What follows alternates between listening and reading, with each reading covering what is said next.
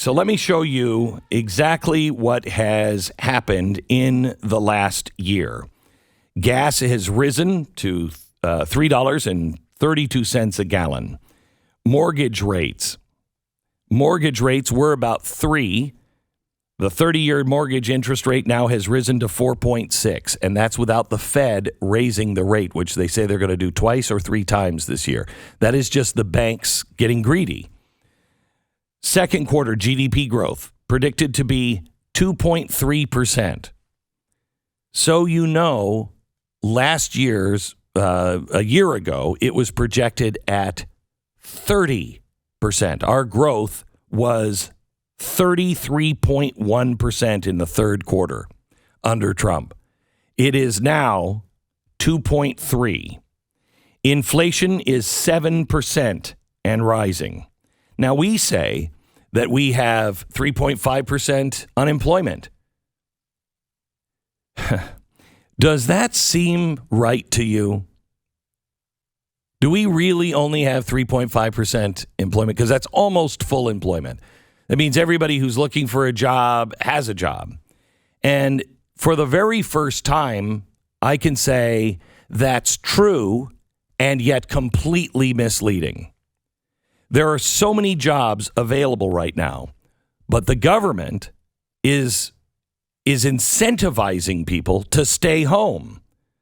So now you might be at full employment, but you don't have people working. You're paying them to stay home. How many fast food restaurants have you been to? How many places have you been to? And they either don't have it, they're closed, they're waiting, they're only open certain hours because they just don't have the people. Oil has now hit an 8-year high. We're talking about hitting oil prices of $150 a barrel. I just want you to know, 2008, the collapse happened at $130 a barrel. That was the final straw. We are now showing that you are paying 49% more for gas, 37% more for used cars, 6% more in electricity, 6% more for food. Building supplies. You want to know why houses are so expensive? Lumber. Do you remember at the beginning and everybody was talking about lumber? How expensive? I just want 1 sheet of plywood. I can't get a sheet of plywood. Can't get a sheet of plywood. Been waiting on a list for 2 months. Can't get a sheet of plywood. The price of lumber, not since the beginning of the pandemic, but since September, has risen 45%. That is the highest gain since 1947. And they're telling you that everything is fine. If you look at the way we used to calculate, for instance, unemployment, we're at 3.5. But why does that feel wrong? Because in 1995, I think, they changed the way we calculate unemployment. And what they did is they said, are there so many people discouraged that they've just given up looking for work? Because that's not fair to the government to point out those numbers too. So are they just given up because they're so discouraged? If you calculate it the way we did in 1993 and before that, before we took the discouragement out, our unemployment rate would be 24.5. 24.5. The Great Depression was about 30% unemployment. We're at 24.5. The difference is they're not discouraged. They're encouraged not to work. So now everybody's saying, what's causing inflation? What's causing inflation? Oh, gee, I don't know. We're doing everything wrong. It's like we've woken up in a parallel universe. The multiverse where everything that you're supposed to do, you do the opposite. We have to wake our friends and neighbors up, and we'll only do it with kindness and facts. But even Democrats will know, except for the real diehard, never going to wake up to anything Democrats, they know something is not right.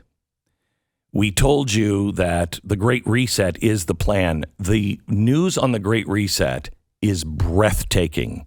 breathtaking today. And the White House announced yesterday that they are going to get rid of Bitcoin and all cryptocurrency. It's got to go. It's got to go. IMF is going the same way. Well, why? Let me give you some numbers that have just been FOIA'd and released this week. Why this is not the number one story in the world, I don't know. But I haven't seen this reported anywhere.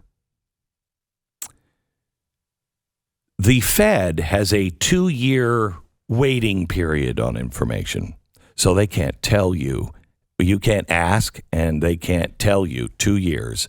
They do something, and then you have to wait 2 years to say, what did you just do? Okay? Then it has to be FOIA'd. Well, 2 years, 2012, 2 years went by after 2008 to 2010, and they were FOIA'd. Tell us what you did. Well, they fought it, and they went all the way to the Supreme Court, and it was, the Fed said, we need 10 years. We need 10 years. It's very sensitive, 10 years. 10 years are up, so it's been FOIA'd. Let me give you what they did. Now, here's what they said they did. Do you remember the Tea Party started with TARP because we were so outraged that it was $787 billion. We were so outraged, almost $1 trillion to bail out these banks. Are you kidding me? I want you to remember that. $787 billion to bail out TARP. Less than $1 trillion, the bailout for all of the banks. And we said, what are you doing? How could we possibly do that? Then the stimulus package, the Reinvestment Act, was $750 billion. So $1 trillion, what, 6, $1 trillion 5. That's what they said they spent. Then the Fed said, we have to, purchase things like mortgage bonds. So we're just adding money, but it's on our books. We're just going to print and digitize some money, and we're just going to buy some stuff, okay, from the banks. So they already had almost $1 trillion from us, the taxpayer. And then the Fed said, we're going to do $3.5 trillion to the banks. Okay, that's what they told us.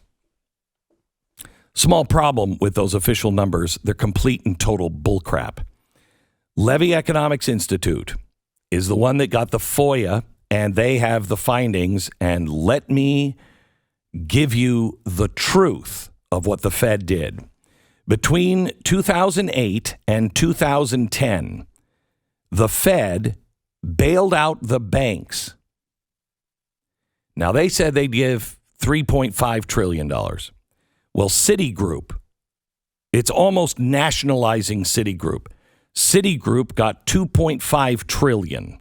Morgan Stanley got $2 trillion. Merrill Lynch got $1.9 trillion. Bank of America got $1.3 trillion.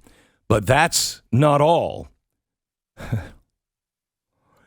We gave billions to the Bank of Scotland, Germany, Switzerland, the UK, France, Belgium. We gave $3.7 trillion to Japan, $1.4 trillion to the UK, $1.3 trillion to Germany. We bailed the world out to the tune. You want to know why they needed 10 years? To the tune of $29 trillion. They digitized $29 trillion and didn't tell you a damn thing about it. And they gave it to people all over the world. $3.7 trillion to Japan, to the UK, to Germany, separately. 1.4 to the UK, 1.3 to Germany. Now, we're trying to figure out why inflation is going through the roof. 1.4 to the UK, they're now reporting the highest inflation in 30 years. 1.3 million to Germany, The producer price inflation jumped in Germany 24.2%, the highest since World War II. You remember my prediction in 2010 when I was questioning this and I asked, is any of this money going overseas? Of course, that was insane to even ask. The reason why I asked is because if we inflate our money, the rest of the world will be hit first with inflation much worse than ours. Much worse than ours.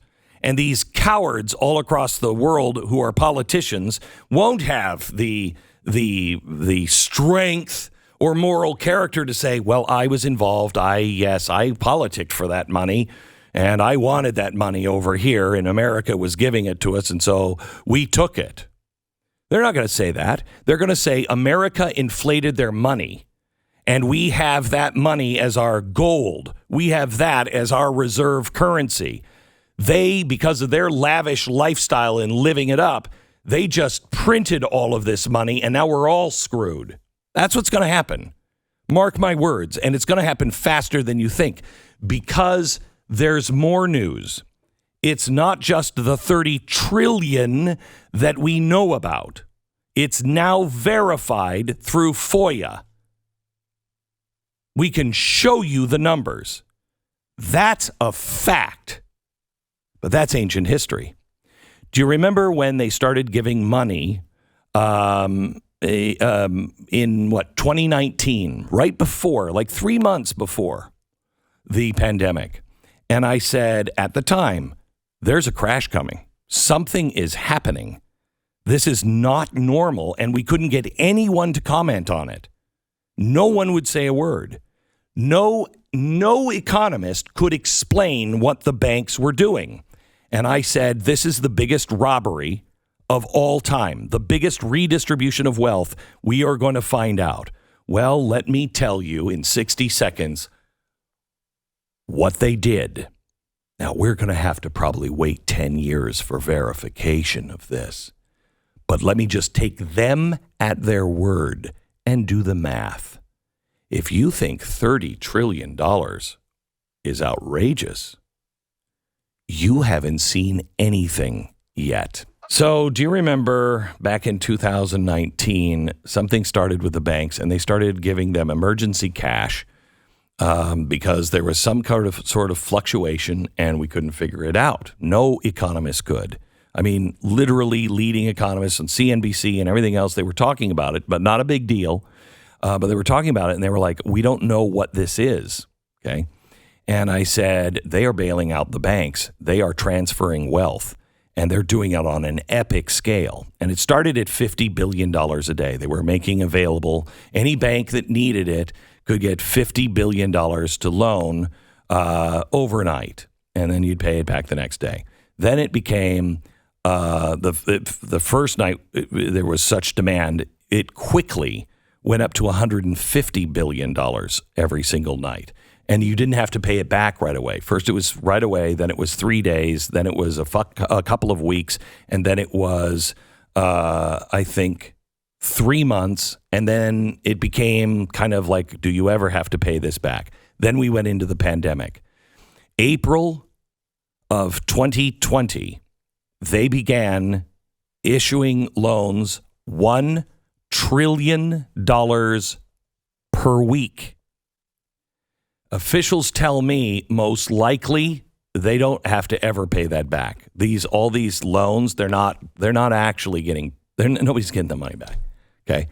$1 trillion a week. We know that to be a fact. Now, because of the secrecy of the Fed, we can't verify what I'm going to do, but let's do the math. And this would be insane. I would have never done this if we hadn't have gotten the official numbers from the Fed of what they did in 2008 to 2010, where they digitized $30 trillion and then lied to us and said it was only $5. $30 trillion. That's a fact. The fact is, in April, they said they were going to continue this loan to all of the banks at $1 trillion a week. Well, it's been 95 weeks. That would equate to $95 trillion plus the 30. transitory? Even at 30, transitory inflation? You cannot believe any of these people in Washington. What this means is your children and our grandchildren and our great-grandchildren are on the hook for trillions of dollars you never got because they went to banks and banks all over the world. We have no idea where this money is going because they won't answer the question.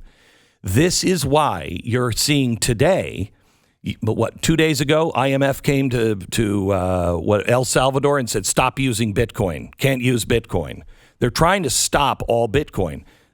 Yesterday, the Biden administration came out and said cryptocurrency has got to stop. We're going to regulate, basically, we're going to regulate these things to death. Okay, what's your plan? Your plan is a Fed coin because this money is going to be shown to be completely worthless soon. Please look at assets. Please look at assets. There's a reason the Great Reset and this information is being suppressed everywhere.